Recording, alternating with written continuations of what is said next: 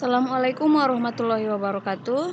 Alhamdulillah, jumpa lagi bersama Ibu di sini pada mata pelajaran IPA pertemuan ketiga ya, pertemuan ketiga yang mana pada pertemuan sebelumnya Ibu sudah memberikan tugas ya mengenai istilah-istilah dalam sistem reproduksi manusia. Jadi sedikit banyaknya kalian sudah tahu tentang bahasa-bahasa yang dipergunakan dalam sistem reproduksi manusia ya. Jadi di sini setelah kita mempelajari materi ini, diharapkan kalian bisa mendefinisikan sistem reproduksi manusia ya. Kemudian yang kedua, kalian bisa menjelaskan bagian-bagian alat reproduksi manusia beserta fungsinya ya. Dan untuk yang ketiga ini nanti untuk pertemuan selanjutnya. Oke, kita mulai saja. Apa itu sistem reproduksi manusia? Sistem reproduksi manusia biasa disebut dengan proses perkembangbiakan untuk melahirkan keturunan ya.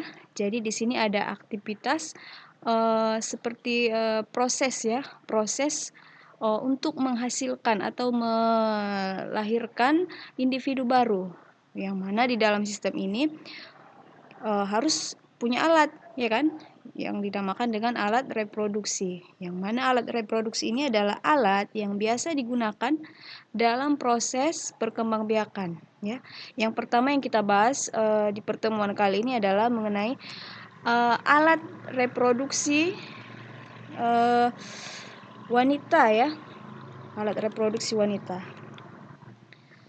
Nah, perhatikan gambar berikut. Kamu harus simak dengan seksama karena setelah ini Ibu akan memberikan tugas mengenai alat reproduksi wanita, yang mana nanti kalian harus menyebutkan atau maksudnya menuliskan di buku latihan bagian-bagian dari sistem reproduksi ini beserta fungsinya ya, dan dengarkan baik-baik. Oke. Yang pertama di sini ada ovarium. Ovarium ini ada dua, dia bulat seperti ini, ada di kanan dan ada di kiri. Yang mana ovarium pada wanita ini berfungsi untuk menghasilkan sel telur ya, menghasilkan sel telur atau ovum. Ovum disebut juga dengan sel telur. Sudah? Ovarium menghasilkan sel telur. Kemudian setelah sel telur ini matang, kemudian ditangkap oleh infundibulum ya.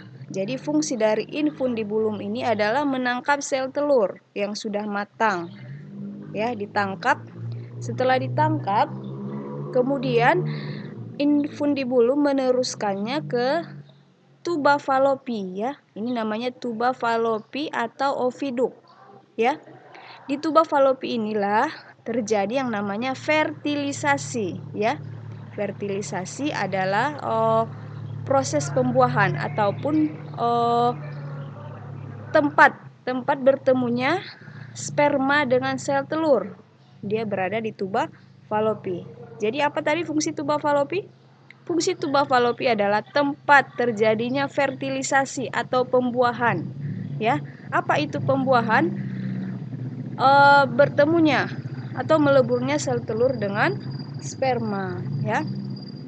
Setelah melebur, maka akan terbentuklah zigot yang dinamakan zigot. Kemudian zigot ini akan menggelinding sampai ke rahim ya. Rahim atau uterus.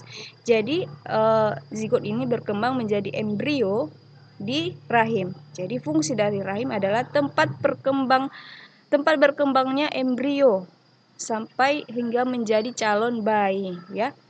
Dan rahim ini memiliki dinding ya, dinding untuk melindungi rahim supaya lebih kuat, yang dinamakan dengan endometrium ya. Kemudian rahim itu ada yang dinamakan mulut rahim atau cervix. Cervix ini adalah batas antara rahim dengan vagina ya. batas antara rahim dengan vagina. Jadi dinamakan dengan mulut rahim atau serviks. Jadi dari serviks inilah nanti bayi yang sudah siap dilahirkan akan keluar dari sini melalui serviks ya. Kemudian langsung ke vagina. Sedangkan vagina ini adalah alat gimana ya cara ngomongnya ya. Mohon jangan ada yang ini ya yang tertawa atau apa, kita dewasa saja ya. Jadi vagina ini adalah tempat masuknya sperma melalui vagina ya. Oke, mungkin cukup sekian materi kita pada pertemuan kali ini. Harap yang Ibu jelaskan tadi mengenai organ reproduksi perempuan ini dicatat, buat di buku latihan, dan kumpulkan ke saya paling lambat besok. Oke, udah mungkin cukup sekian. Wabillahi taufiq wal hidayah. Wassalamualaikum warahmatullahi wabarakatuh.